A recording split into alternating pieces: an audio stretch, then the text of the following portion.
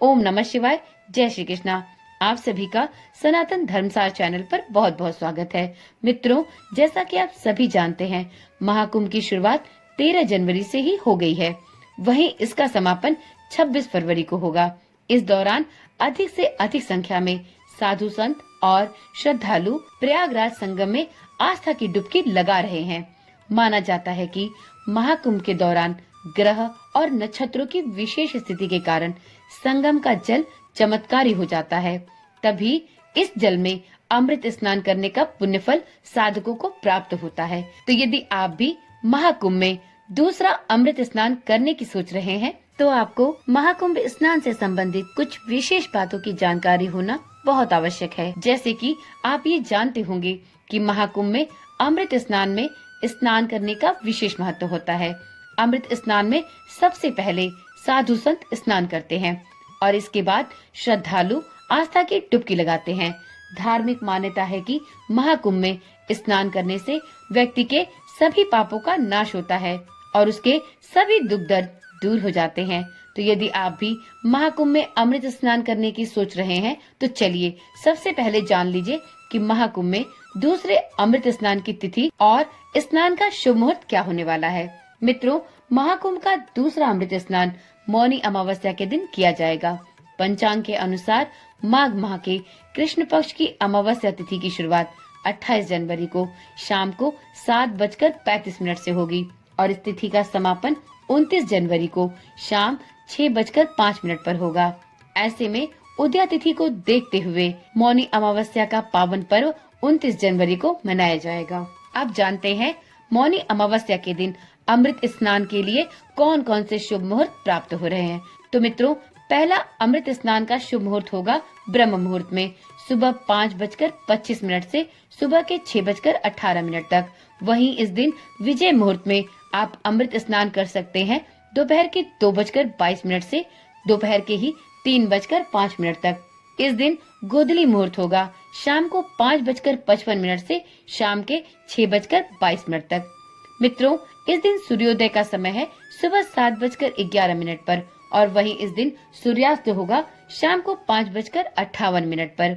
मौनी अमावस्या के दिन चंद्रोदय का समय है शाम को 5:58 पर। तो देखिए मित्रों, यदि आप भी इस महाकुंभ में जाकर दूसरे अमृत स्नान का लाभ लेना चाहते हैं, तो आप इन विशेष शुभ मुहूर्तों में अमृत स्नान का लाभ ले सकते हैं।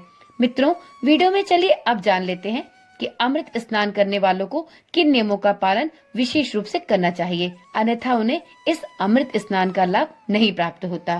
तो मित्रों, सबसे पहले तो ये जानिए कि आपको महाकुंभ में स्नान के दौरान सभी नियमों का पालन करना बहुत आवश्यक है।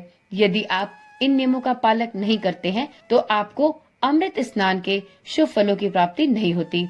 ऐसे में स्नान करने से पहले ही इसके सभी नियमों के बारे में विशेष जानकारी प्राप्त कर लेनी चाहिए, जिससे आपका अमृत स्नान व्यर्थ ना जाने पाए। मित्रों, अमृत स्नान के दौरान कई लोग साबुन और शैम्पू का प्रयोग करना चाहते हैं, परंतु यह गलत है। यदि आप अमृत स्नान की सोच रहे हैं, तो आपको इस स्नान के लिए साबुन और शैम्पू का प्रयोग कदापि नहीं करना चाहिए। यदि आप अमृत स्नान में इन वस्तुओं का प्रयोग करते हैं, तो आप अमृत स्नान के जल को अशुद्ध करते हैं। तो इसलिए अमृत स्नान के समय इन वस्तुओं का प्रयोग करने से बचें।